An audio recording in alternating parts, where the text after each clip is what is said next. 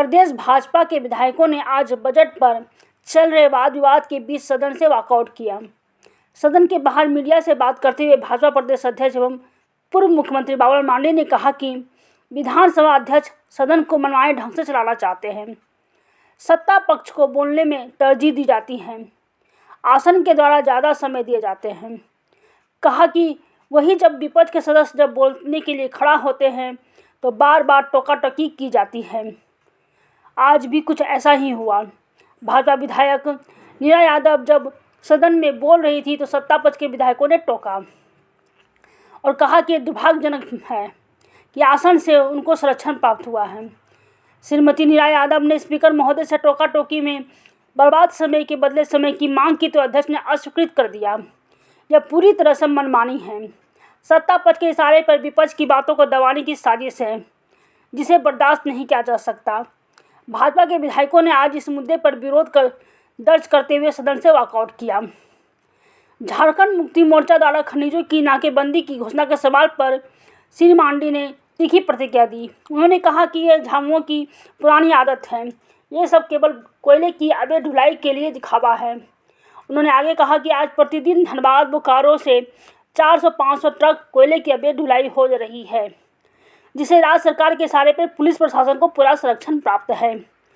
केंद्र सरकार पर बकाये की बात पर कहा कि बार बार ब्रेकअप मांगने के बाद भी झामुमो को यह नहीं बताया कि कब का कितना बकाया है। उन्होंने कहा कि आज जिस कांग्रेस पार्टी की गोद में बैठकर झामुमो खेल रहा है, खा रहा है, ये सब उसी कांग्रेस पार्टी की देन है। राज्य में चाहे CCL, BCCL, HEC के विस्थापितों की समस्या हो, इसके समाधान के लिए कांग्रेस पार्टी ने 60 वर्षों के शासन में कोई चिंता नहीं की। उन्होंने आगे कहा कि आज मोदी सरकार राज्य की समस्याओं के समाधान के लिए तत्पर है, लेकिन कांग्रेस झामुमो की समाधान की चिंता नहीं। इन्हें राज्य को लूटने का केवल अवसर चाहिए। रांची से देवान सिन्हा की रिपोर्ट। आज हम सब ने सदन से वॉकआउट किया और उसका कारण सिंपल है, आप सब लोगों ने भी देखा होगा, क्योंकि सामान्य बजट पर वाद विवाद चल रहा था। हमारी पार्टी की ओर से आज श्रीमती डॉक्टर नीरा यादव बोल रही थी, लेकिन आप सब ने देखा कि उस समय सत्ता पक्ष की ओर से बार बार टोका-टोकी हो रही थी और सदन जो अध्यक्ष सदन में भी देख रहे थे कि क्या कहते हैं, सत्ता पक्ष की ओर को बार बार बोलने की अवसर दे रहे थे और इस कारण से हमारे जो विधायक को जितना समय था, जितना बोलना चाहिए था, उनको बोलने नहीं दिया गया। ये अध्यक्ष की एक प्रकार से मनमानी है और सदन में प्रत्येक दिन देखते हैं कि अगर विपक्ष की ओर से कोई उठ करके बोलना भी चाहते हैं तो बोलने नहीं देते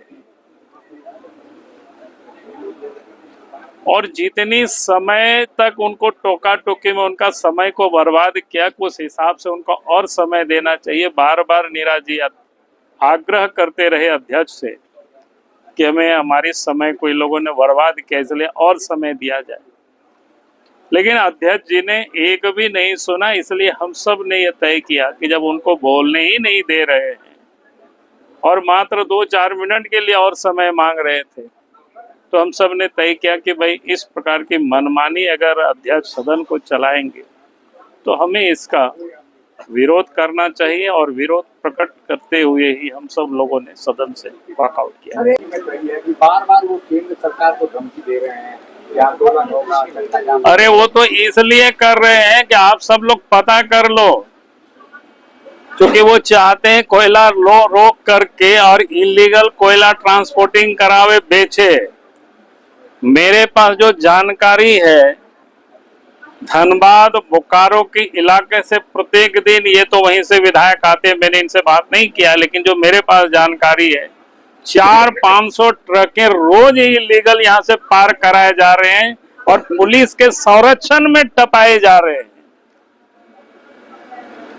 तो हेमंत सोरेन एक तरफ राजनीति करते हैं और दूसरे तरफ, ताकि पहले भी इन लोगों की आदत रही है टक्केबंदी करना और नोट कमाना, तो ये नोट कमाने के लिए ये सब कर रहे हैं। बाकी तो हम सब लोगों ने बार बार कहते हैं कि सदन में भी हमने कहा था कि भाई आप कहां कहां पैसा बचा हुआ है, कब का पैसा बचा हुआ है, किस पब्लिक सेक्टर का पैसा है, आप डिटेल तो दीजिए, लेकिन उसे छुपाते हैं। पूरे कांग्रेस के कार्यकाल में सरकार रही, जितनी भी इस राज्य में अगर सीसीएल से, बीसीसीएल से, ईसीसीएल से, बोकारो से, एचईसी से अगर लोगों को न्याय नहीं मिला है और लोगों की जो दुरावस्था हुआ है, चाहे विस्थापन की समस्या हो, जमीनों से लोगों को उजाड़ा गया है, सब के सब कांग्रेस राज में, जिसके साथ ये लोग गोद में बैठ के खेलते रहते हैं, खाते रहते हैं। और आज तो देश के प्रधानमंत्री नरेंद्र मोदी जी उन समस्याओं को समाधान के लिए तत्पर है, लेकिन इनको कोई उससे मतलब नहीं, इनको तो लूटने से फुर्सत नहीं है। और ये लूटने का ही एक प्रकार से वो एक प्लानिंग है। सर, ये वरिष्ठ विधायक भी साफ खड़े हो गए। नहीं, स्वाभाविक है, आपने देखा कि उन्होंने जांच हो चुका है, जांच में उसको दोषी पाया गया है। आप सबने अगर प्रदीप यादव जी का प्रश्न को सुना था, इसके बाद तो कार्रवाई करना ही बचा हुआ है, फिर बोलता है जांच कराएंगे। क्या मतलब है साहब, ये तो ऐसे ही चलता है इनके। तो क्या बचाया जा रहा है क्या? सदन में हो चुका है उसकी चर्चा, अब उसमें दोबारा क्यों चर्चा करा रहे हो, बाद में चर्चा कर लेंगे आपसे।